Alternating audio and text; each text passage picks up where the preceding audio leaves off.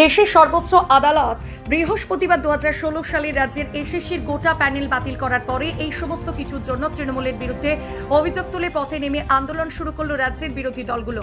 এবার অযোগ্যদের কারণে যোগ্যদের চাকরি গেল, এর জন্য সম্পূর্ণ দায়ী রাজ্য সরকারের। এই অভিযোগ তুলে রাজ্য সড়ক অবরোধ করে মুখ্যমন্ত্রীর পুষ্পোত্তলিকা দাহ করে বিক্ষোভ বাম সংগঠনগুলি, যাকে ঘিরে সাময়িক উত্তেজনা ছড়ায় দুর্গাপুর বাঁকুড়া রাজ্য সড়কের শ্যামপুর মোড়ে। বাম কর্মীদের রাজ্য সড়ক অবরোধের কারণে প্রায় 8 ঘন্টা রাস্তা দিয়ে যান চলাচল প্রায় বন্ধ হয়ে যায়। রাস্তায় তৈরি হয় যানজট। কোকোবেন থানার পুলিশ অবরোধ তুলতে এলে পুলিশের সাথে শুরু হয় বাম কর্মীদের বচসা, যাকে ঘিরে সাময়িক উত্তেজনা পরিস্থিতি তৈরি হয়।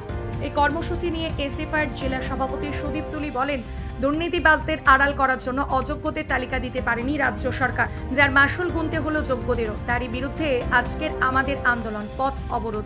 প্রতিবাদ জানাতে আমরা মুখ্যমন্ত্রীর পুষ্পোত্তলিকাও দাহ করলাম। ভবিষ্যতে আমাদের এই আন্দোলন আরো বৃহত্তর হবে। চিহ্নিত করা গেল না কেন? মুখ্যমন্ত্রী জবাব দাও। চিহ্নিত করা গেল না কেন? মুখ্যমন্ত্রী জবাব দাও। অযোগ্যদের কারণে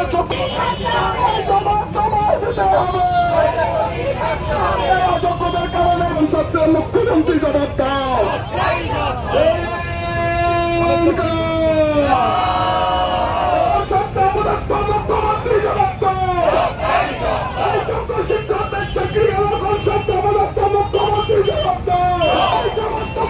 আপনারা জানেন যা ঘটনা ঘটেছে, প্রায় 26,000 শিক্ষকদের চাকরি গেছে।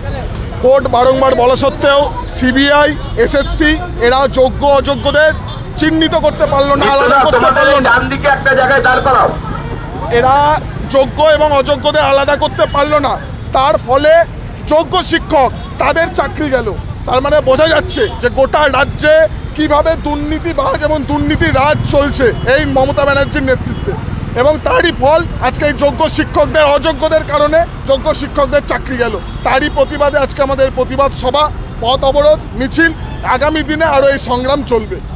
এই যতক্ষণ না যোগ্য শিক্ষকদের নিয়োগ হচ্ছে এবং অযোগ্যদের বাদ দেওয়া হচ্ছে, এবং যারা এই দুর্নীতিবাজের সাথে যুক্ত, চাকরি নিয়ে দুর্নীতি করেছে, টাকা খেয়েছে, সেই সমস্ত তৃণমূল নেতাদের, মন্ত্রীদের, বাকিদের প্রত্যেককে গ্রেপ্তার করতে হবে, অবিলম্বে শাস্তির কাঠগড়ায় দাঁড় করাতে হবে।